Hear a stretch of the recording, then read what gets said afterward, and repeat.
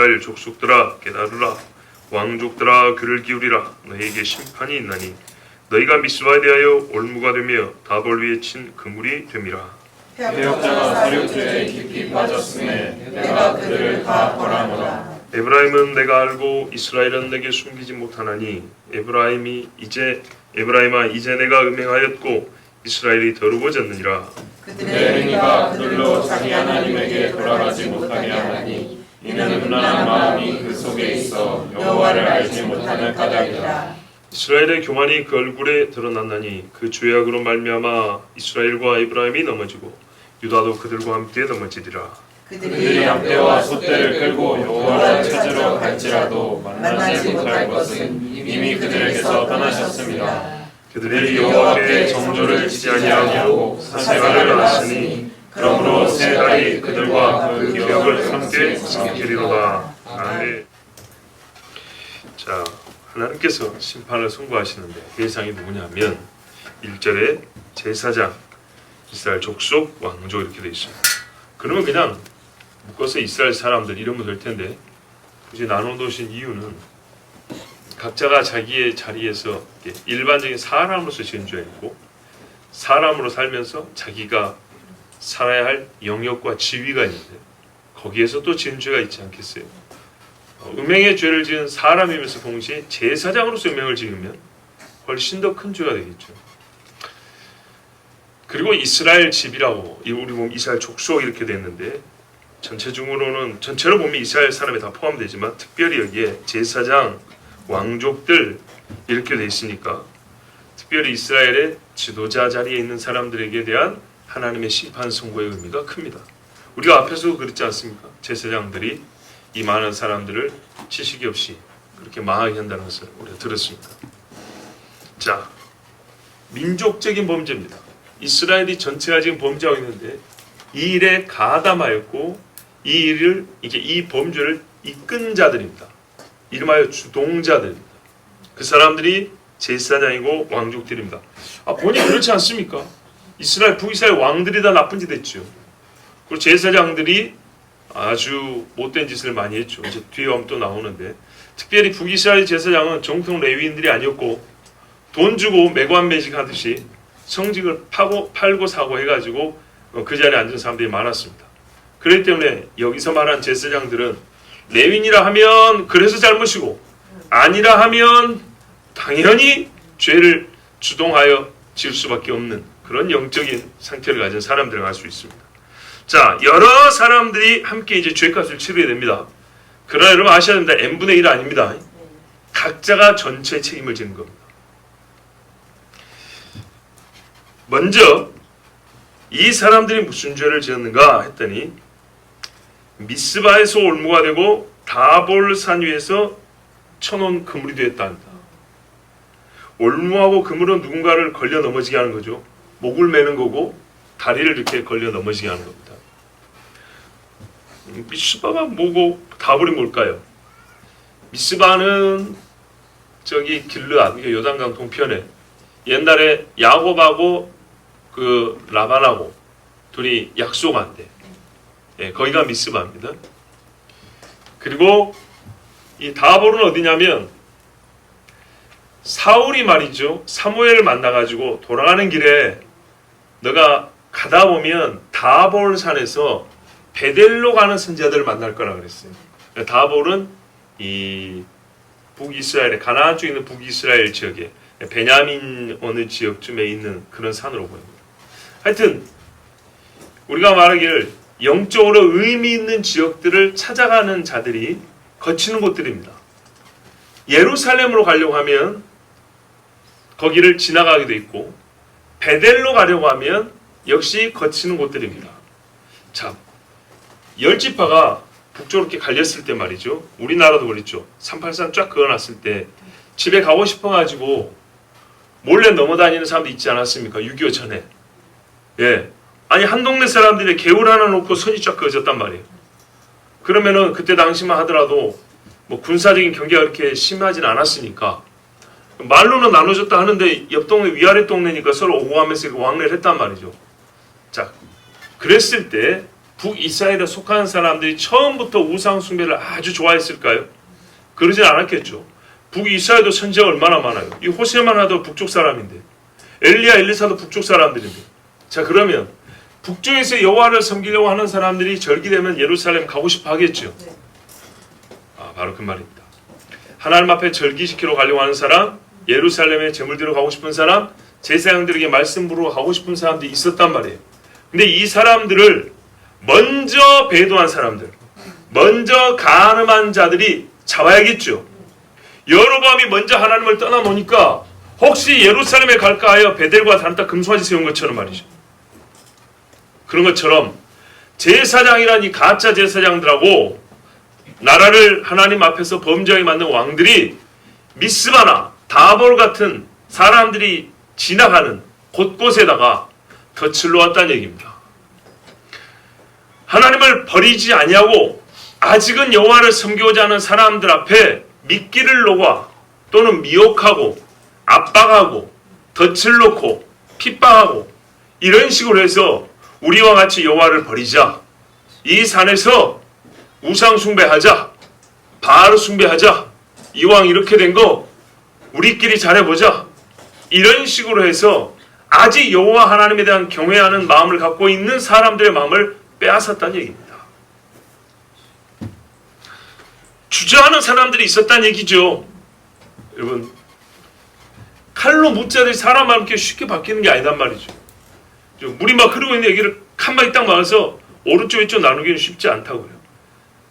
북쪽이 정치적으로는 쪼개졌지만 마음이 아직 유다와 예루살렘에 있는 사람이 많다고요. 요 사람들의 마음이 아래쪽에 있기 때문에 쓸려갈까 싶어서 붙잡는다고요. 이 붙잡는 행위들을 다볼과 미스바에다가 올무를 놓고 그물을 쳤다, 이렇게 말한 겁니다. 그래서 사람들이 예루살렘으로 가지 못하게 하고 베델에 와서 하나님 온전히 섬기지 못하게 하고 가봤더니 금송아지 있게 하고, 이런 나쁜 짓들을 제사장과 왕들이라는 사람이 행했습니다. 이 썩어 빠진 사람들, 이 패역자들, 살육죄에 깊이 빠졌음에 내가 죄를 다 징책하노라. 하나님을 떠나서 거역한 사람들이 먼저 칼을 들었습니다. 자, 나는 여전히 예루살렘에 가겠습니다 하는 사람들을 말립니다. 나와 같이 해서 술 한잔 하세, 나와 같이 뭐뭐 하세. 근데 끝내 가고자 합니다. 그럼 어떻게 해요? 그래 가 하고 뒤에서 쳐버립니다. 여러분, 배도자가 형제를 밀고 하고 칼질을 먼저 하는 잔혹한 살인자가 된다는 것을 아셔야 됩니다. 가장 교묘하게 잔인하게 형제들을 죽이는 자들은 배도자들입니다. 일제시대에 봐보세요. 일본 앞잡이들이 더 악랄하게 하는 경우가 있고, 6.25 때 봐보세요. 같은 동네 사람들 빨간 환장 딱 차자마자 죽창 들고 다니는 사람도 있죠. 철저하게 반역한 사람들은 철저한 살인자가 되어서 형제의 영과 육을 도둑질하고 죽이는 데 앞장섭니다. 그래서 하나님이 이들은 자기들이 알지 못하는 새에 칼을 보내서 쳐 죽여버립니다. 예를 들어 볼까요? 압살롬을 보세요. 다윗의 사랑하는 아들입니다. 사울을 보세요. 이스라엘의 초대 왕입니다. 그들이 하나님을 떠났을 때, 다윗을 떠났을 때 무슨 짓을 했습니까? 그리고 그들의 결말은 어떻던가요? 자기들이 예상치 못한 순간에 하나님이 그들의 생명을 앗아가 버렸습니다. 가룟 유다는 하나님의 아들을 죽이는데 앞장선 사람이죠. 은 30 받고 자기 선생 하나님의 아들을 팔아먹었습니다. 그리고 그가 아세요? 예수 죽인데 1등 공신 중 1번으로 죽었습니다.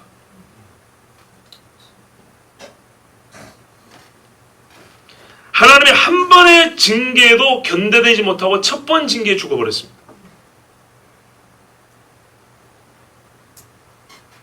에브라임은 내가 알고 이스라엘은 내게 숨기지 못하나니. 왜 그렇죠? 하나님이 다 알고 계시니까. 알지 못하는 자는 증인이 못 됩니다. 여러분, 나의 행위에 대하여 하나님이 증인이시죠.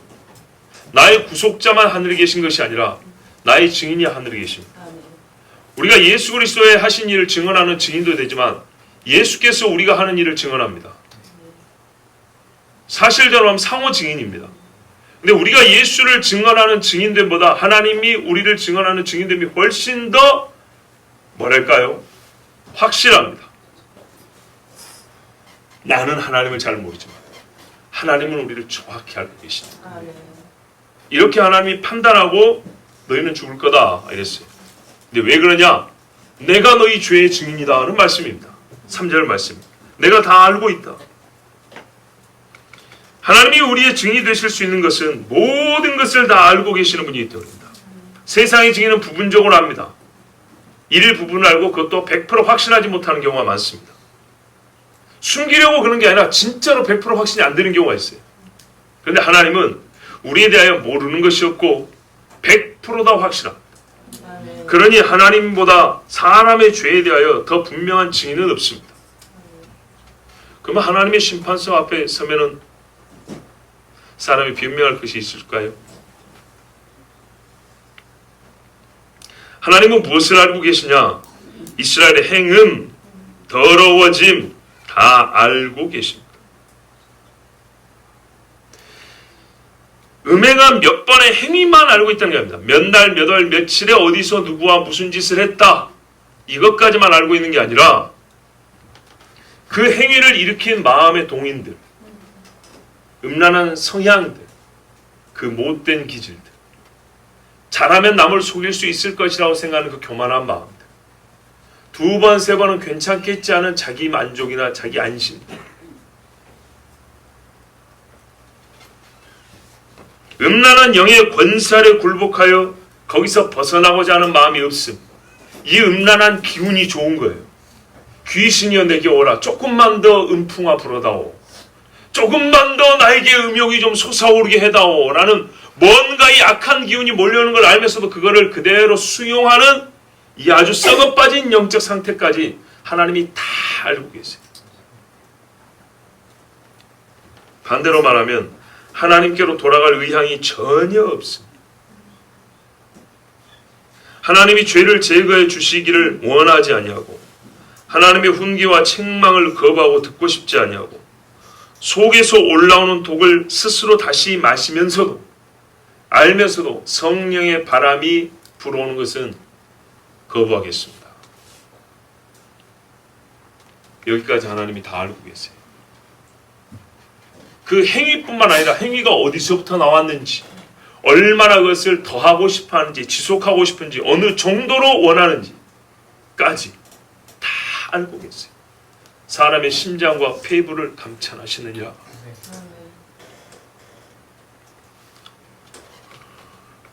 어떻게 다 알고 계실까요? 그들의 행위가 증거가 됩니다. 4절 보십시오. 저희의 행위가 저희로 자기 하나님에게 돌아가지 못하게 하나니.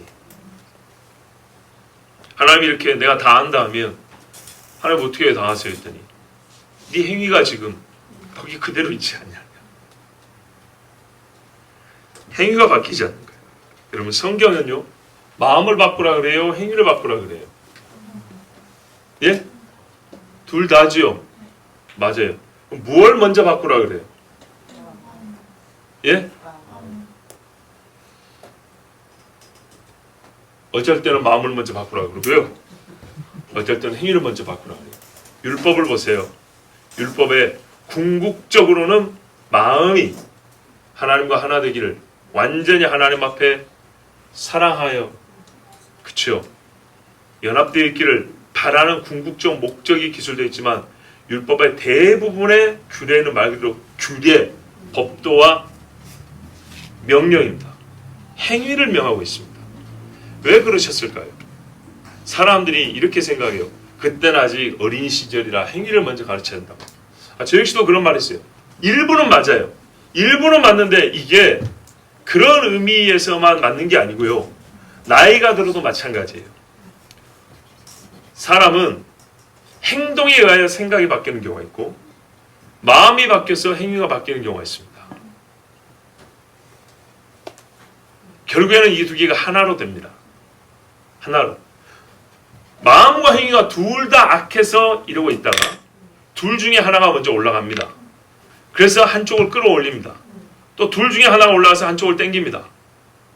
이게 자기 힘으로 잘 안 됩니다. 왜? 관성이 있어서 안고 있는 힘이 더 세거든요. 하나가 올라가면 얘만 당기는 게 아니라 얘도 당깁니다. 내려오라고. 그래서 잠깐 올라가다 다시 내려버립니다. 작심삼일. 새로운 습관은 10번 해갖고는 안 됩니다. 그죠? 여기 있다가 한 5번 행동, 마음은 원하지 않지만 몸을 그냥 한 5번 했지만 술 좀 끊어봐! 한 번은 안 갔지만 3번 못 이깁니다. 다시 내려옵니다. 그러죠? 그런데 희한합니다. 100번, 1000번 하면요. 마음이 여기 끌려갑니다.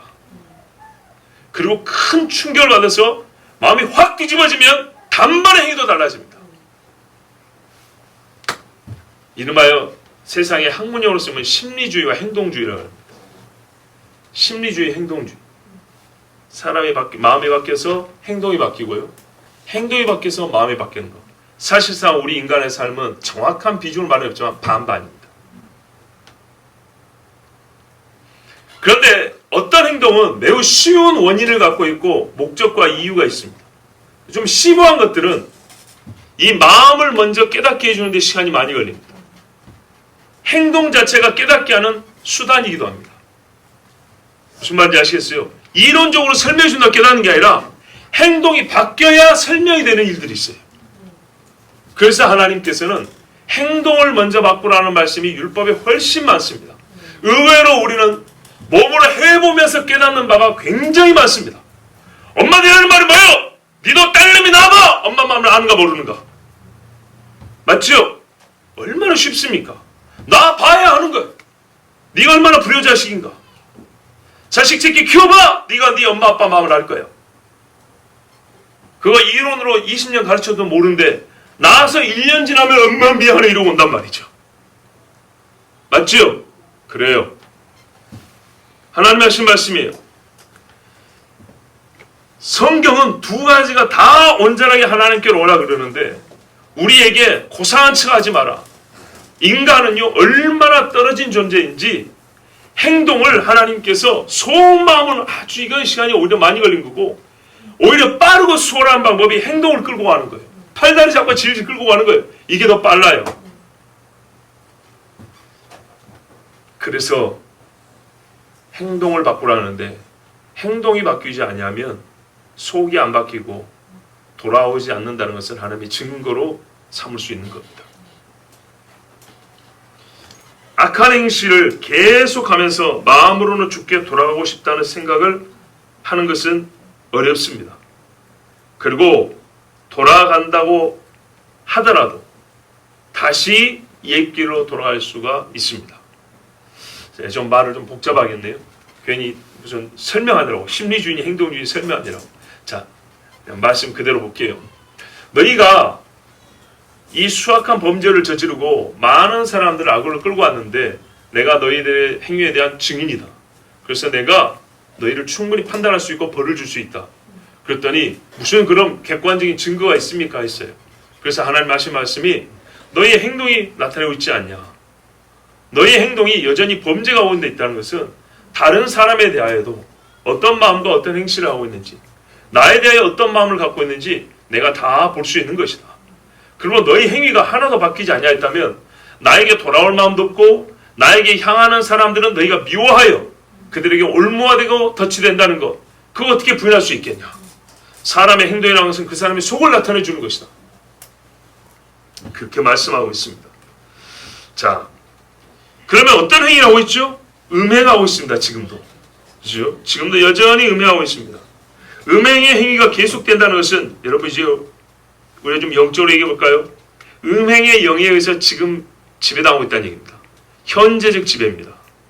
그래서 음행의 행위를 하기 전에 영이 지배하고 하고 난 후에 영이 지배하겠어요? 아니죠. 음행의 행위를 하는 동안에 이 사람은 음행의 영에 의해서 지배를 당하고 있는 겁니다. 그렇기 때문에 여전히 음행을 해오고 있는 너희는 하나님께로 돌아올 마음도 없고 그 행위가 너희의 마음을 끌고 있어서 나에게로 돌아오지도 못한다. 이거는 소위 행동주의니 심리주의니 이런 정도가 아니라 영이 사로잡혀 있기 때문에 너희가 돌아오지 못한다. 즉 너희의 행위는 너희가 나의 영에 의해서 지배를 받는 것이 아니고 음행의 영에 의해서 지배를 받고 있다는 것을 보여주는 것이니 내가 너희를 판단하는데 무엇이 잘못이 있겠느냐. 보세요. 이는 음란한 마음이 그 속에 있어 여호와를 알지 못하는 까닭이라 그랬어요. 자 여러분, 하나님께 돌아간다는 것은 매우 진지한 행위입니다. 우리가 살면서 진지한 행위는 시간도 많이 걸리고요, 고민도 많이 해야 되고요, 준비도 많이 해요. 어떤 거는 수고와 희생도 감수해야 됩니다. 하나님께로 돌아간다. 하나님을 모르고 배역한 사람이 하나님께로 돌아간다는 것은 그 사람이 일생 중 경험한 어떤 일보다 진지하고 큰 일입니다. 싱글로 홀로 살겠다는 사람이 내가 결혼했다고 작정을 하고 한 남자나 한 여자를 만나서 결혼에 이르기까지 보다 내가 하나님께로 돌아가겠다는 것은 정말로 큰일이라고요. 그 탕자라는 그 아들 있죠. 내가 아버지의 재산을 가져다가 세상에서 먹고 살아야지 이 집에서 나가야지 하는 결정보다 내가 아버지께로 돌아가야지 하는 결정이 훨씬 어렵고 그에게는요 완전히 자기의 존재 자체를 부인하는 것과 같은 격변이 일어나야 가능한 겁니다.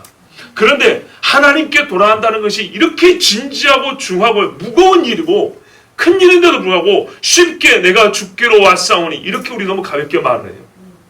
그럼 뭔 증거가 있냐? 이 진지한 일에 세상에 우리가 직업을 바꾸고 학교를 바꾸고 친구를 새로 사귀고 결혼을 하고 가정을 이루는데도 그 변화에는요 증거들이 아주 이렇게 퍼져가지고 손에 쥐고도 다 못 칠 정도로 넘쳐나게 돼 있어요. 그런데 인생 중에 가장 큰 일인 하나님께로 돌아가는 일을 하는데 증거가 뭐냐 했더니 한두 가지밖에 잡히지 않는다. 과연 그 사람이 하나님께 돌아갔다고 말할 수 있을까요? 배 한 척이 지나가도 물보라가 이렇게 막 퍼져나가는데 인생 중에 가장 큰 결정을 했어요. 내가 여호와께 돌아가리라. 그랬는데 뭔 변화니? 그랬더니 한 열흘 정도 술 안 마셨어. 나 이번 주에 교회 갔어. 이게 과연 여호와께로 돌아갔다는 증거가 될 수 있을까요? 이 진지한 일에? 아니에요. 왜냐? 그 한두 가지 받겠지만 여전한 것이 9가지, 10가지, 100가지가 되면은 아직 어떻게 그 마음이 음란한 마음이 악한 영이 사로잡힌 마음이 있어서 하나님을 모르는 사람이에요. 하나님께로 돌아가지 않았다는 것은 알지 못한다는 것이라고 성경을 말하고 있어요. 근데 여호와를 알지 못하는데 이 사람이 어떻게 하나님의 선한 일을 할 것이며 하나님의 의를 행할 수 있을 것이며 주의 심판을 피할 수가 있겠어요. 그 행하는 일이 현재적으로 음란한 영에 의해서 사로잡혀 있는데 어떻게 현재적으로 내가 하나님 앞에 돌아왔다고 말할 수 있겠어요? 그 행위가 여전한데 한 가지로는 100을 가릴 수가 없습니다. 그런데 한 가지 가지고 내가 이게 하나님께 돌아왔다는 증거야. 그게 그물을 버리는 정도 되면 이해가 돼요. 삭개오처럼 자기 재산을 반을 남겨주고 4배를 갚는 정도 되면 이해가 되는데 그것이 아니하고 오늘 교회 한번 갔다 왔어. 오늘 믿는 사람들하고 같이 밥 한번 먹고 왔어. 오늘 구역 식구들하고 오늘 교제 한번 하고 왔어. 나 교회 다니는 사람이야. 나도 누구 어디 교인이야. 나도 예수 믿는 사람이야. 나도 세례 받았어. 과연 이게 여호와께 돌아왔다는 증거가 될 수 있을까요? 그 외에 하나님께서 99가지 증거를 둬서 너는 내게로 돌아가지 않았다 하면 그 한 가지로 우길 수 있을까요? 하나님이 말씀하세요. 너희 행위가 그대로 있고 그 행위에 너희는 네 마음이 사로잡혀 있어서 못 간다. 네 마음이 악한 영이 사로잡혀 있어서 네 행동이 바뀐 것도 없고 그 행동이 바뀐 게 없어서 그 행동은 역시 마음을 현재 상태로 눌러놓고 있다. 어느 것 하나도 달라지지 않았다는 겁니다. 행동이 있다 마음이 있다면 마음도 바뀌지 않았고 행동도 바뀌지 않았고 어느 것 하나 확 바뀌어서 얘를 끌고 가는 중도 아니라는 거예요. 사실 둘 다 아직 주저앉아 있다는 얘기예요. 또 하나 증거가 있습니다. 이스라엘의 교만이 그 얼굴에 증거가 되나니 음란한 마음은 동시에 교만해요. 음란한 사람 치고 겸손한 사람 있으면 여러분 한번 말씀해 보세요. 사실 음란한 사람 중에 겸손한 사람 없습니다. 겸손하고 음란할 수가 없습니다. 사람이 살짝 드는 생각 말고요. 저 사람 삶이 참 음란해. 이런 사람 치고 겸손할 수가 없어요. 겸손은 하나님이 나에게 말씀하신 그대로 자기 자신을 인정하는 거예요. 내가 나를 보기에 나 그래도 괜찮은 사람 이런 말 아니에요. 하나님이 나를 보기에 너 누구야? 그러면 맞습니다. 이게 겸손이에요. 그런 사람 어디 있어요? 자기 행위를 부인하는데. 이스라엘의 교만이, 음란한 사람은 교만한데 그게 얼굴에 나타난답니다. 이야, 참 이러니 어떻게 부정할 수 있을까요? 교만이 얼굴에 가득히 나타나서 자기 마음이 어디 있다는 증거를 자기 스스로 보이고 다닌답니다. 이거는 맞아요. 정확히 맞아요. 절대로 부정이 안 돼요. 잠언 16장 18절에 교만은 패망의 선봉이요 거만한 마음은 넘어짐의 앞잡이니라. 이 교만으로 말미암아 성경은 넘어진다고 되어 있어요. 자, 오늘 하나님 어떻게 해요? 이 교만이 얼굴에 나타나 증거가 되니 그 증거로 뭐 하신다고요? 예, 하나님께서 치신다는 말씀이에요. 증거를 네가 갖고 있다는 거예요. 나 죄 안 지었어라고 말하는 네 얼굴이 지금 나 죄인이라고 네가 스스로 증거한다는 거예요. 사람은 그것을 모르죠. 패망한다, 넘어진다. 이거는 여러분 어떤 일의 실패라고 생각하시면 안 돼요. 무슨 말이냐? 내가 교만해서 내가 A라는 사업을 하고 있는데 하나님이 이걸 안 되게 해주셨어. 내가 하나님 앞에 음란의 죄를 버리지 못해서 B라는 직장에서 하는데 여기서 쫓겨나게 하셨어요. 그럴 수도 있는데요. 이거는 관계가 있지만 본문이 말하는 것은 그보다는 내가 교만한 그 영역에서 먼저 붕괴가 일어난다는 거예요. 예를 들면 인물 잘났다고 까부는 사람은 이거부터 망가뜨려 버려요. 지식이 높다고 까부는 사람은 어떻게 해요? 어느 날 훨씬 더 지식 있는 사람한테 입을 말을 못하게 딱 잠궈버려요. 깨끗한 척 했는데 어느 날 어떻게 해요? 부끄러운 일이 드러나가지고 아주 몸둘 바로 주먹에 들어가고 싶은 정도로 하나님 아주 그냥 낮춰버려요. 그리고 연쇄적으로 이것저것 다 무너집니다.